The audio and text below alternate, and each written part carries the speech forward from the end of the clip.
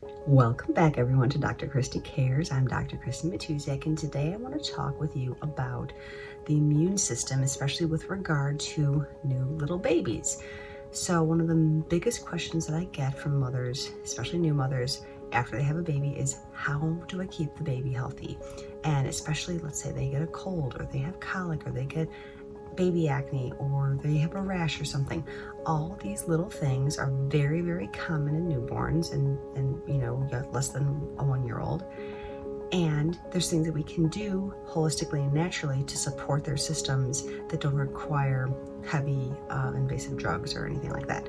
So first and foremost, one thing I want to get across, and I've mentioned this in previous videos, one of the biggest influencers of your baby's immune system is how they were brought into the world. If they had a vaginal birth and if they've been breastfed, that's one of the best ways that they can start colonizing their gut bacteria and begin strengthening their immune system, because the gut bacteria is strongly responsible for the immune health of your child.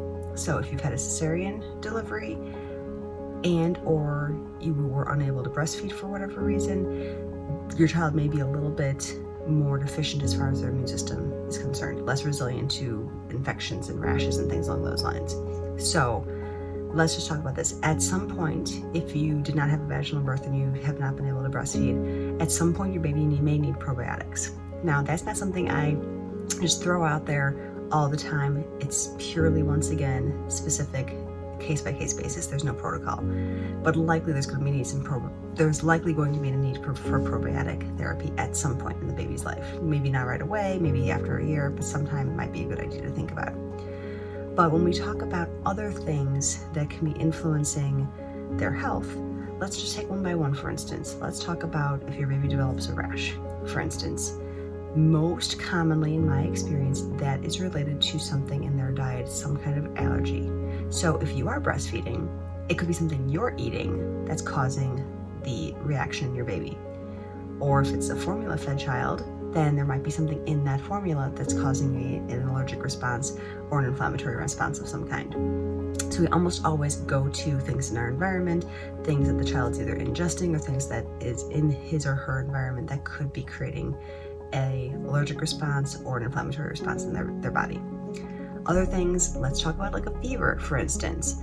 I've had this topic before when not talking about babies. My point still remains the same, that fevers are a good thing. Fevers are a sign that your body is working to kill a foreign invader. So I rarely recommend you give your babies Tylenol or baby aspirin, or not aspirin, but like alternate in Tylenol and Advil or something like that for your babies. That's not generally what I recommend. There's plenty of homeopathic remedies out there that can help reduce your fever, the fever. There's wet sock treatments that are like contrast therapy. So there's a lot of different ways that we can do this. I list all of these in the book in detail. The other thing you can also do is just simply keep them healthy, which we're going to talk a little bit about that next week, in the sense of, what are you feeding your baby?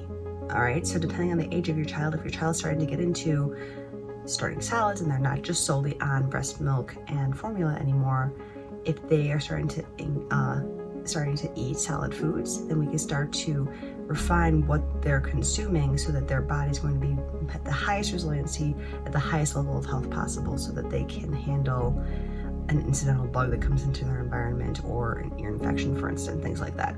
So things along those lines. Next week when we talk about food, there's going to be a lot of information that I feel like will give some big picture perspective on when you do those things, it will support the immune system of your baby.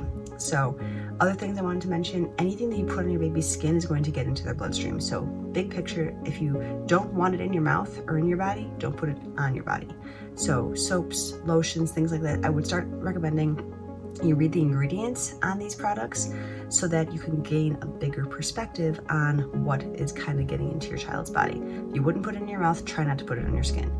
Easier said than done, but at the very least, if you start looking at the ingredients and you recognize the ingredients, or if you could make it yourself at home, you're generally in a good place. If it looks like something that might be kind of toxic, reevaluate if you want to be using that as far as a soap or a lotion is concerned. So those are some of the quick little highlights that I wanted to give you as far as supporting your baby's immune system and supporting them when they may have a cold or some of those typical early infancy kind of situations that we sometimes as mothers don't know how to support. So don't always need to go to Dr. Google. So that's what I wanted to share with you today. Like I said, next week we're going to talk about first food, starting solids, and my recommendations for that. So if you like this content, please subscribe, share with your friends and family. Like I said, I'm super excited for the book to come out in about a month or so. And until next week, Dr. Christy Matuzek here with Dr. Christy Cares, wishing you a fantastic day and a healthy life.